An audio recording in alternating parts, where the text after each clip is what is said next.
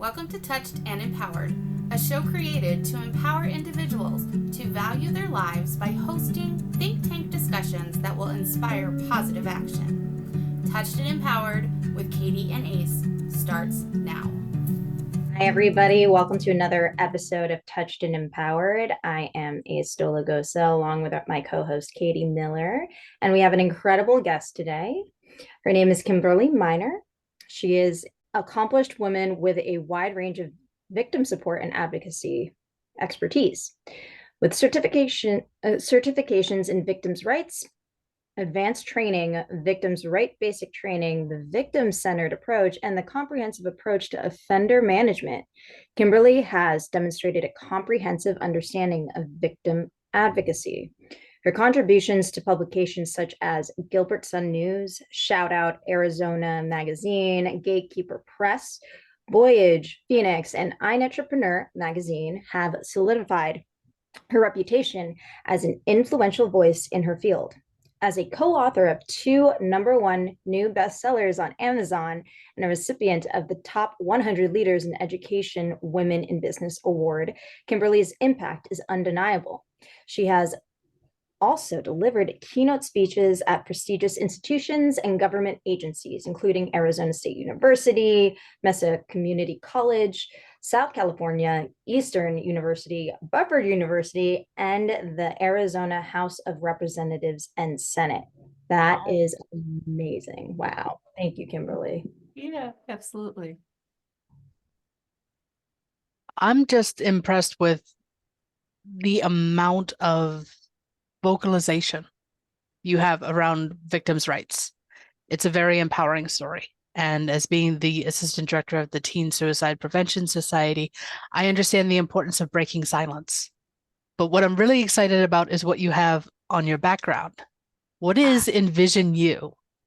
So Envision You is a two-part company. We are a nonprofit, and we are a nonprofit profit company working specifically with domestic, sexual, and human trafficking victims. So our goal is to be able to provide hope for them on the other side of trauma. And we do that through our programs, through our classes, through interaction and victim support in numerous ways, whether it be consulting or therapy or helping them with documents that they, writing up documents and stuff that they need for specific court cases that they're facing.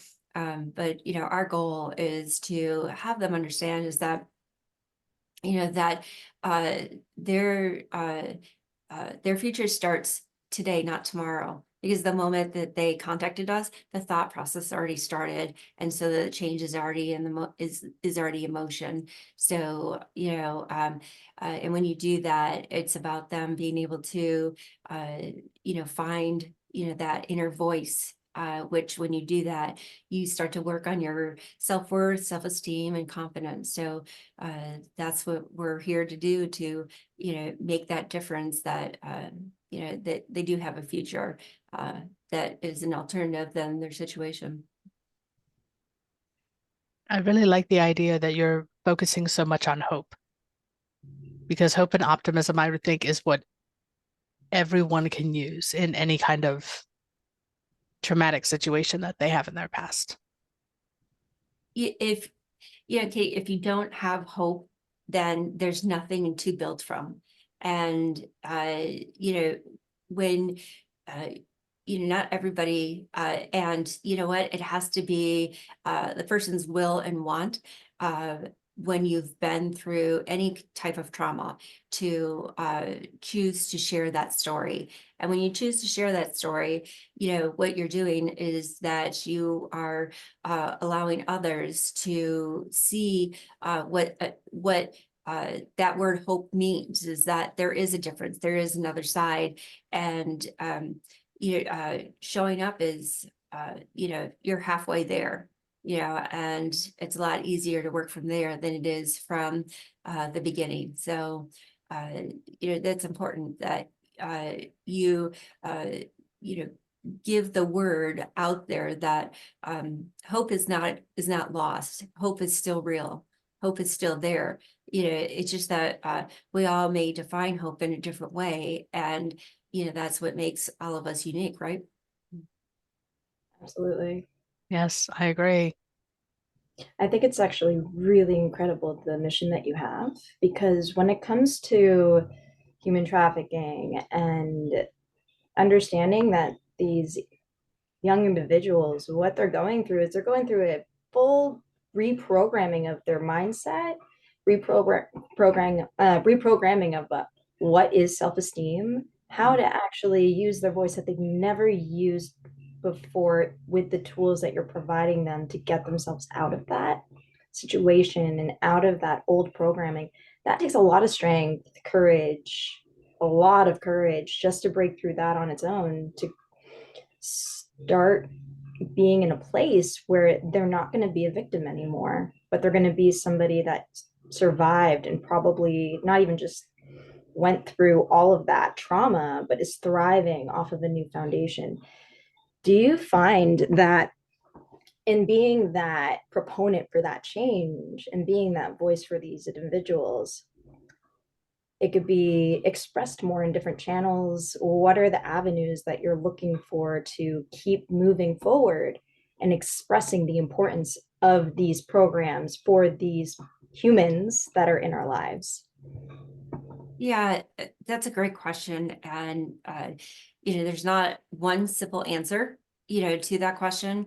And that has to do with the fact that, uh, how somebody needs support and guidance is different. Based on their circumstances, where they are, their experiences. And so it's important to, understand where that first where they are, and secondly where they've come from. And it seems like it's should be kind of like the same question, um but they have a space of their own. Is that like where we are now may be very different than where we came from. So, and what does that mean is that like what is the background that we have, in our history? Is that, is this something that uh was by unfolding of unforeseen circumstances that have found you in that situation? Or would that be that you have had a history of some type of abuse or family issues of alcoholism or drug addiction, or just a whole variety of things of that nature that has then caused the trajectory of where you landed in those circumstances? And understanding that history is really, really important, because it allows for us to pinpoint and begin that conversation of first is that like, what are those behaviorisms that we have? And there's a term that is, used. It's called, sabotaging behaviorisms. And, where there's always a journey from point A to point B. And point A is where it started, and point B is the circumstances that you find yourself in. And, it is understanding where that mindset is.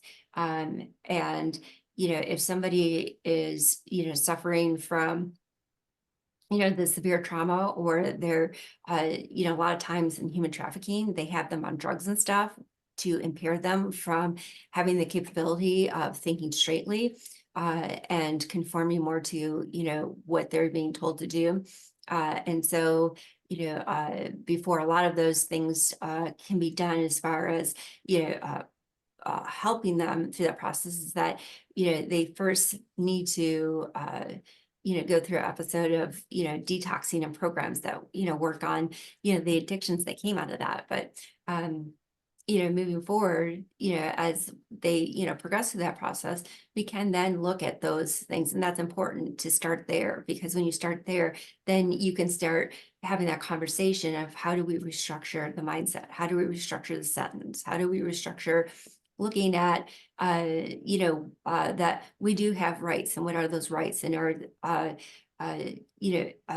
the circumstances surrounding us, whether it be our personal life, our professional life, what piece of the pie are we actually, denying ourselves or allowing to us to be absorbed into, versus us actually understanding that we actually have, however big portion we feel that we want to have within that environment, meaning like, what's the job description you have, what's the level of, your employment and stuff that allows you to have a different degrees of, how big that piece of the pie is. So, it's important that we understand how to look at all those different dimensions, so that we are able to start going, okay, what is it that I need to do for myself to be able to speak for myself, to set boundaries for myself, to not allow people to, walk over into that area and, take on and speak for us versus us speaking for us. So, and many, whether it's human trafficking, sexual or domestic, is that more times than not, is that people are speaking through their opinions through what others say. And if you listen to their dialect as they're speaking, is that normally they will say, for instance, when person A is getting upset at me, this is are the things they said, and then this is my opinion of what happened. Well, that's not speaking from your inner voice. That's not you. That's not your own personal opinion. And our work is to help them understand is that it's not for you to even concern yourself with what it is that they're saying or doing or believing. It's about what is in front of you that you need to make a decision for yourself straight out without any interference, and speaking from your own truths and your own opinions, so that you can learn to find that voice of yourself of where it is you stand. Interesting. I love what you're saying in as a component of being able to help people push through that barrier. It is true. It's very hard for us to use our own voices to really explain our perspectives when our voice has been taken away from us for so long, right? Yeah. And through being able to talk to somebody and understand exactly where they're coming from, it does come from like, sometimes the first time somebody talks to you about, hey, tell me what you saw, what you hear, versus an entirety of time where somebody else spoke for you and took away your voice, it's very polarizing. And being able to even communicate to an audience of, hey, this is what I was going through, here are the parts of why I feel like I was violated, or my boundaries were trespassed, or I was unable to say exactly what I needed to say or do what I needed to do in order to let myself feel human and dignified and respected. That is really hard when you don't have tools. Right? Oh yeah, absolutely. Yeah. Yeah, and I've lived it firsthand.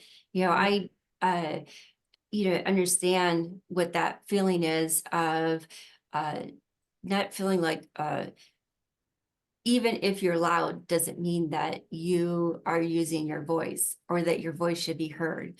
It just means that you may be uttering responses to the environment around you or conversation around you, and not speaking your own truth. And sometimes that can be very difficult, is that because there's a lot of guilt, shame, humiliation that lives within your thoughts. And I tend to refer to it as that when a survivor is, out, is that all of a sudden they live in what they call, I call the silence, is that, you are out of the chaos and you are left to your own, uh, intimate thoughts. And, that's the time where those, things that have been said to you for however long a period of time on a repeated basis that start to question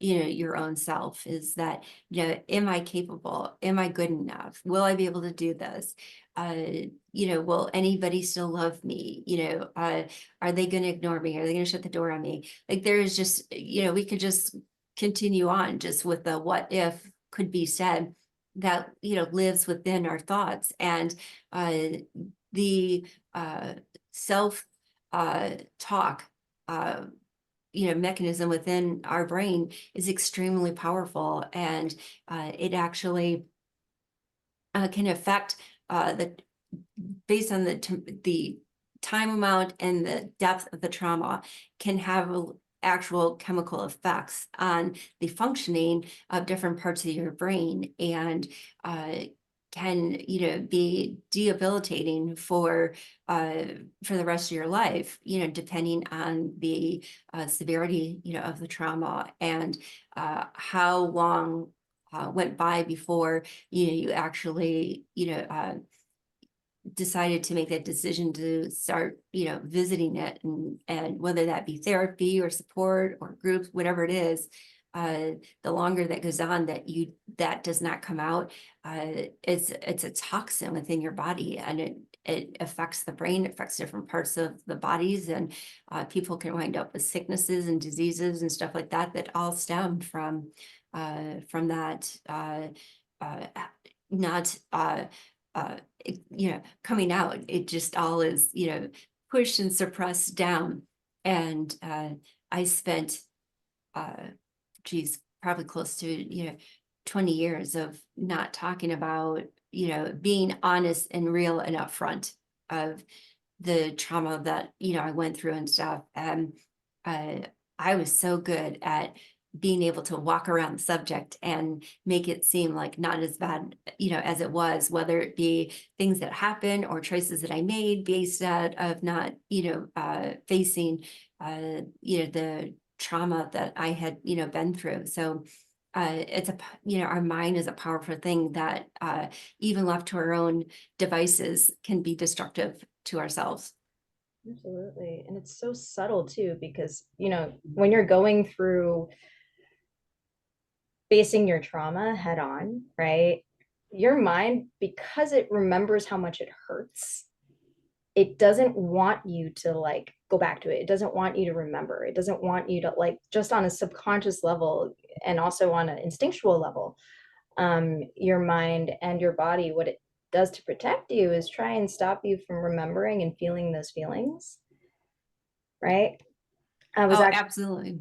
Yeah, I was actually, so I've shared with Katie, and a lot of my programs also work into healing and coming from that place of understanding your trauma, seeing that it is a point of expansion. And I didn't really understand that until I started doing therapy for not EMDR, but for like brain spotting specifically. It's a quicker way to really see your trauma. It's not fully recommended to everybody. If you can handle it, you can handle it. Even Army veterans or military veterans say it's intense. But what I really love about your programs is you really do guide bringing back self-trust to a person, really helping them see like, hey, we can come back to, like, we don't have to re-traumatize you. We can build self-trust back into your life through what you're doing. And it's so important because essentially what I find about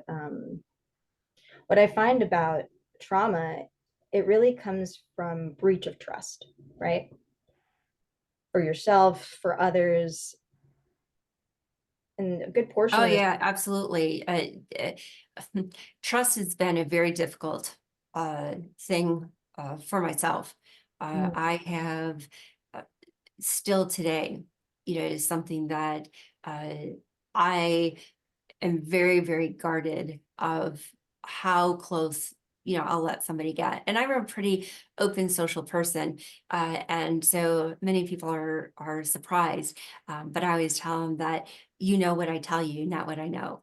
So, and that's a misconception that I think people have, is that just because somebody is seeming like they're functioning in day-to-day, whether in their personal life or their friendships, or in their career, does not mean that they're not suffering, and their capacity to attain, furthering their goals and their wants and things of that nature, are being prohibited, because the fact that they are afraid to trust and put themselves out there for others to judge, because they people would be surprised of how much that a survivor uh, judges themselves already.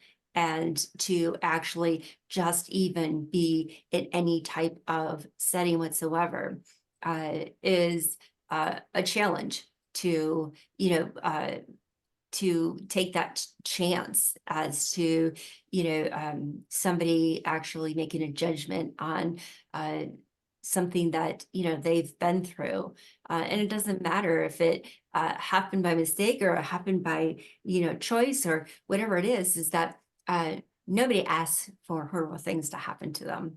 Never. Yeah, it's beautiful. Beautifully And said. and the Yep. one thing I think we all need to remember is you can't tell by looking. Ever. Right. You really can't, because everyone's gotten really good at masking. I mean, from me growing up, as to we don't air dirty laundry. Mm-hmm. Okay, so growing up, everything's perfectly fine. Yeah, no, it wasn't. Oh, Katie, I completely can't agree more with that comment. Is I at times when I have done articles, or and helping write a book of my own experiences and stuff, I've had family members ask, like, what is it you're going to say, and try to like justify just how well, like such a good life that we had and stuff. I've never said that I didn't have the capability or the advantages of some things of our class of where we were, but that doesn't mean that from my own personal story that things did not transpire, and things that were done or not done did not have a integral part in my thought process, my self-image, my confidence level, and my feeling of acceptance. So every single one of those, can be affected. But, uh, you can't read somebody's mind through their facial expressions. No, definitely. Especially if they're processing, you can definitely not read somebody's mind because they're still processing their thoughts. Right. Yeah, I actually, as you were speaking, I know of a few people that have gone through it. Like, I was actually bullied at a really young age, really, really, really young. Like, I was in the McDonald's tubes, right? And I remember these two little girls who weren't used to my ethnicity. They pulled on my pigtails and then just like made fun of my skin color when I was 4. And these are tubes of McDonald's. Parents aren't in them, right? Right. And yeah, it was interesting because I actually found out that when you're not treated for something like that at a very early age, your mental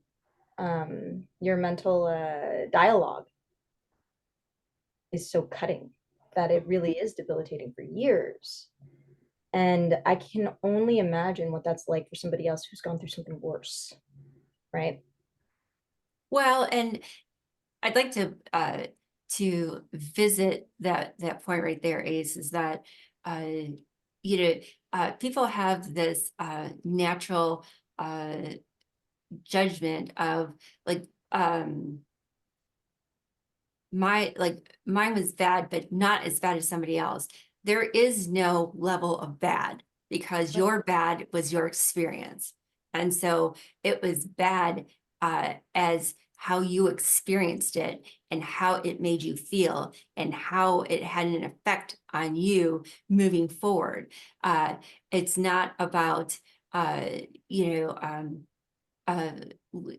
putting everything on the scales and seeing which one, weighs heavier in badness. There's not room for that. And I think that that as a society, the depiction we put out there is very misleading as to what bad is. And when for instance, on domestic violence, what do? They put the pictures out there that somebody is beat up or you have marks or bruises or things of that nature.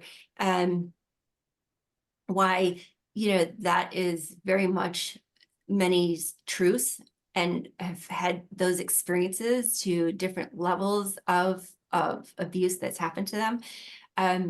There is a humongous percentage of those who have experienced verbal, emotional, and psychological abuse that leave no marks. And so what a disservice we do, because I don't know if others have experienced this, but I know that is a common thing that is asked to me is did they hit you? Well, I don't understand, like, why are we asking that comment? I have had seeing law enforcement, interacting with, a victim and saying, well, asking did they hit you? It's like they're already there's already judgment starting. So like, imagine why a victim feels like, questioning themselves as to whether it really is true that they have had some type of drastic trauma that is causing. So, it's cause to question is that, is it really them or is it you? And then putting the, reflection on yourself versus where the reflection belongs, and letting the muddiness, almost, as I have said before, is like suppress the importance of what it is that we have experienced firsthand. Thank you for sharing that, because I had a really good friend of mine try to do that to me. And I get enraged when that happens a lot, because it's like, I see what you're trying to do, but at this, like, I know you're trying to help paint the picture, but what you're really doing is you're re-blaming instead of allowing somebody to really paint out the circumstances to give you a full overview. And what you're doing is you're crippling their power in a way that's unfair, especially if they're in the place of like, hey, I'm still processing and trying to figure this out. And not in a way where anyone is wrong, but these emotions, these feelings, they're valid. Well, and yeah, we live in a time today that, social media has a huge influence on determining what the levels of somebody's experiences, like it's almost like a invisible criteria, of, are they really a victim? Is it really that bad what happened to them? Or, and it is very crippling because there's no escape, like you were speaking of, like bullying, the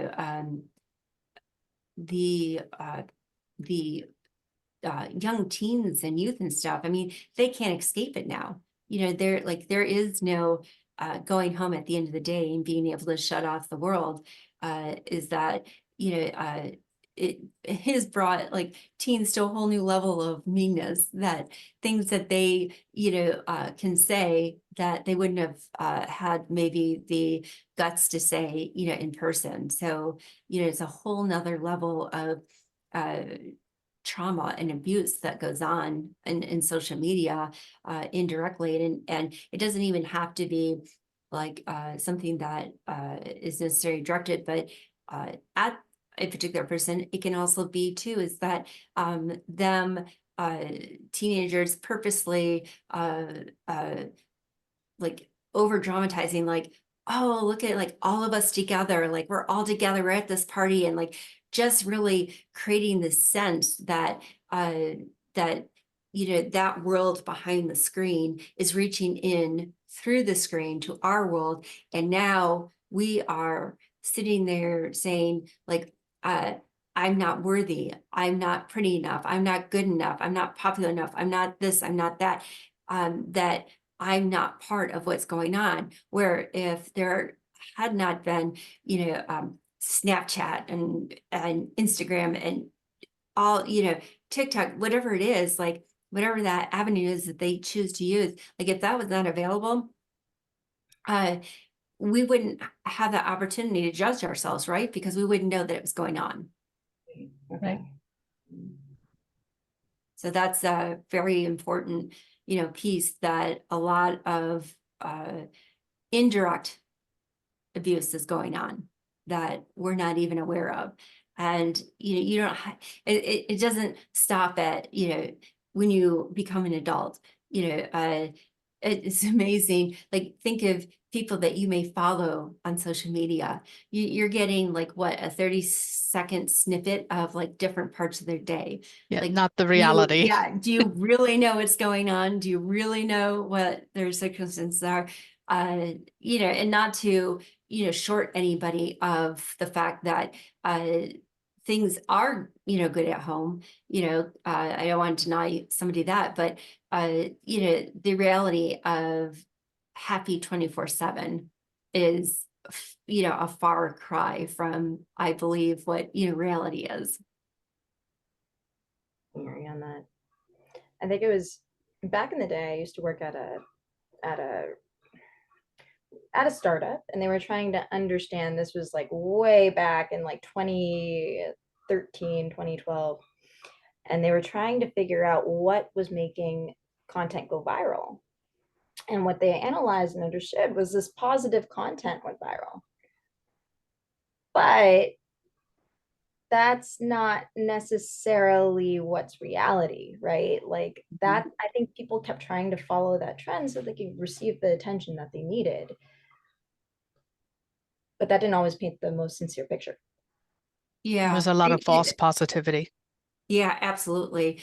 I think that and give me feedback from the both of you, is that when I wasn't really sure what the whole TikTok thing was for a long time, and I really didn't pay a whole lot of attention to it. It was probably out for quite a while before I really even knew what it was. Secondly, actually, decided to look and see what it was, and found that it was a platform that I had not seen before, where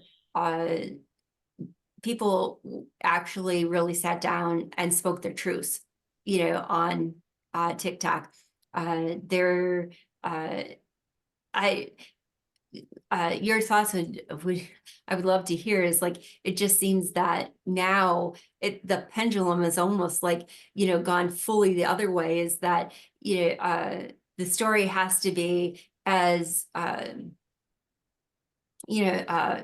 upsetting as possible in order, and if so, then your opportunity of the algorithm actually working in your favor goes up on TikTok, and you see a great deal of people then now exposing and talking about like all day long about their all the things that have gone on in their day. And so then the question becomes, is that between utmost happiness and utmost upsetness, like where does it really set? Is it somewhere in the middle? Is it more to the right? Is it more to the left? Like where does that set? And so, it has kind of taken all of us on kind of like this roller coaster of, how we're supposed to really look at the reality of our lives.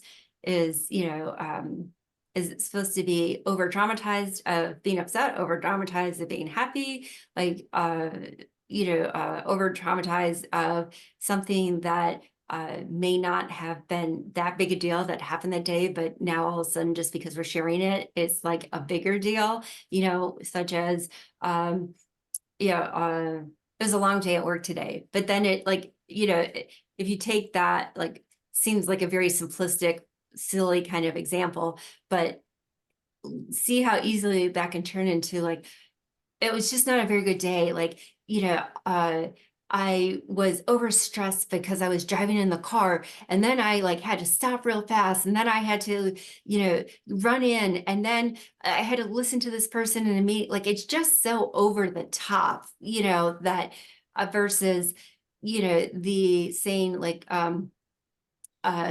the other side of that would be more the truth of there's a lot of traffic today, and there was somebody who had some road rage, and somebody was really upset about what was talked about in the meeting because they didn't share that same opinion. Like, do you see where, like, it's like a much different version of like reality versus the dramatization that we're looking for to, create people to react emotionally, because people probably wouldn't react to the other one, right? They're like, oh, okay, like where's the entertainment in that, and so, people's lives, whether it be trauma, being upset, or really happy, is about like, what is the entertainment value to the people that you're trying to reach? Katie, I'm gonna ask you. I'm actually not on TikTok very much, so like I don't actually know what's going on there. That's okay.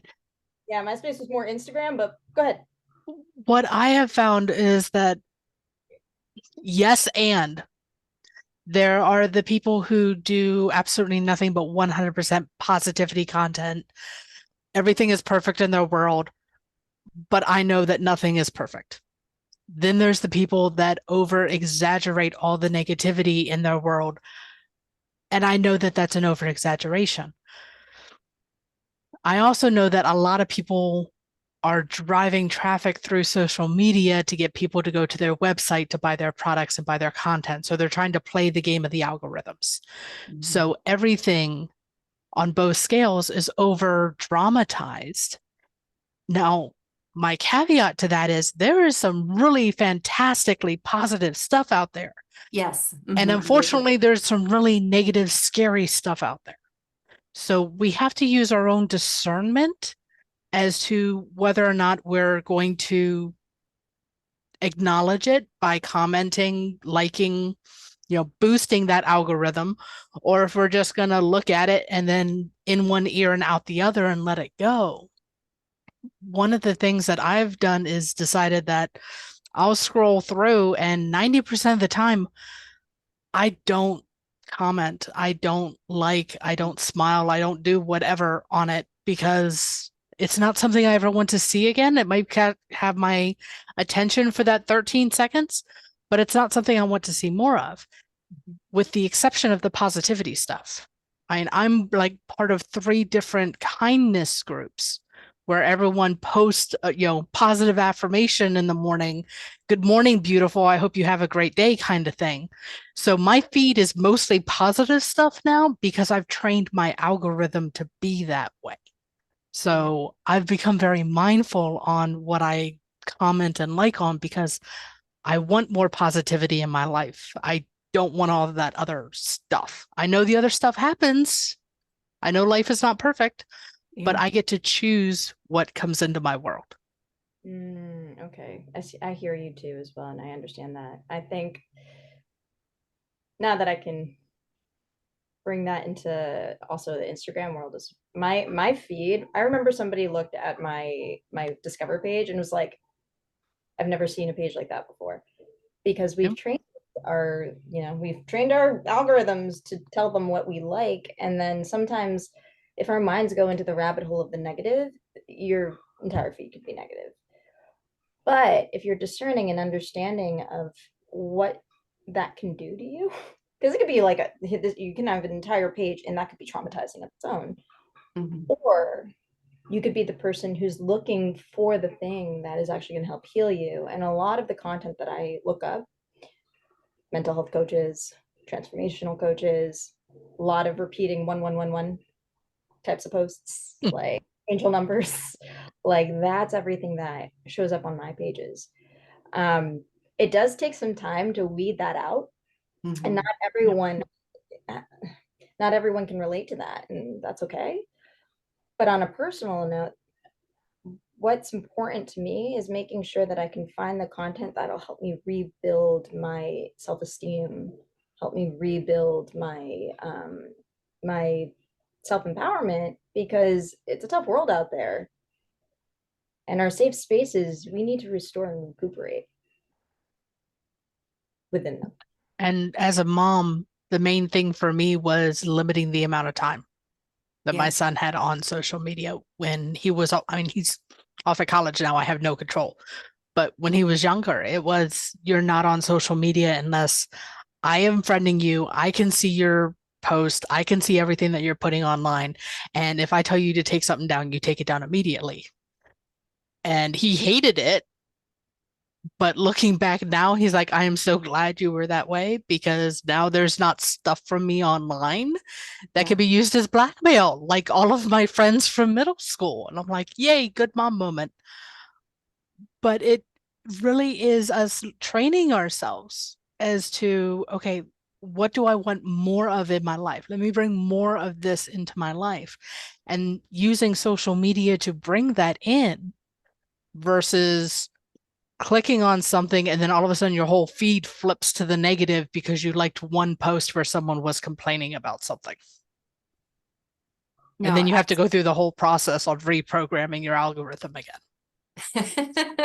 I've done that Yeah. once. Yes, that's so funny because you say that because it made me think of just the other day I happened to uh, uh, I guess kind of like scroll for a minute through the TikTok, and I like literally just for a second let one say a little bit more, and then I was like, like I don't, and automatically all of a sudden, like a couple, slide, pushes up later, it's that person again, like coming on like more of their stuff, and I was like, oh, I don't want that stuff up there. So, but I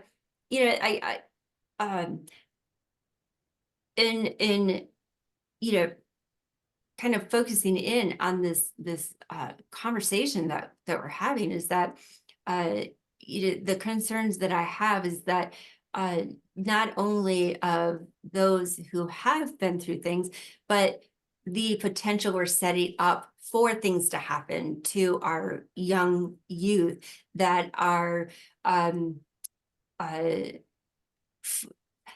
I don't mean it in a mean way because I truly believe it's not done like as a intentional hurt, but is the amount of you know how parents will infiltrate their children into their social media, and then the more popular they get, the danger that my belief is that their one sense of what reality is, and two, judging what their worth is, uh, and then also the danger that it puts them in with recognition in leaving the house. And so, when we speak of, human trafficking, we it's an epidemic, and it's only going to get, they predict that it's, an industry that can potentially get much worse. And so, we are setting an environment of the social media as an evil's playground. And so it allows for them to, potentially like you think of how many parents have, their kids on social media, the ones that are popular and stuff, like, I worry, at times I see them doing something very basic that seems so simple, but they're going through a Target, they're going through a grocery store, whatever, and they're letting the little one is not something that I would not have done. Or, I mean, I probably would have done is like, my child is like next to me, or, I move up a little bit and they're in the, behind me a little bit, looking at a toy or something like that. And the probability of chances of, them being taken or something happening to them has risen exponentially, because they are now a visible person that people recognize. And so that is a definite concern that I have, that is feeding into for poor lack of word that I'm not sure how else to say, industry, is like this human trafficking industry. Like, they have made themselves a like It sounds like they're making themselves a target yeah, absolutely, almost. 100%. Yeah. And And it's not by the child's choice. That's a really big food for thought. it is. And the only thing that I could, as a parent, the only thing that I can say from that standpoint is take a deep breath and remember, whatever you post online about your child is online forever. Just like anything you post online about yourself is online forever. Mhm. And just have discernment. There's things that is perfectly fine to share, and then there's other things that you don't need to share. And just try and keep not only your own safety in mind, but the safety of your kids, the safety of your friends, the safety of your neighbors, because you don't know what's going on in anyone else's world. And you don't know if what you post could be a trigger for positive or negative. So just be a little bit mindful about what you put up there. Absolutely. Yeah, that's such a good point, Katie. I speak at a lot of different universities and stuff, and I love to do that, because it really is targeting that young youth.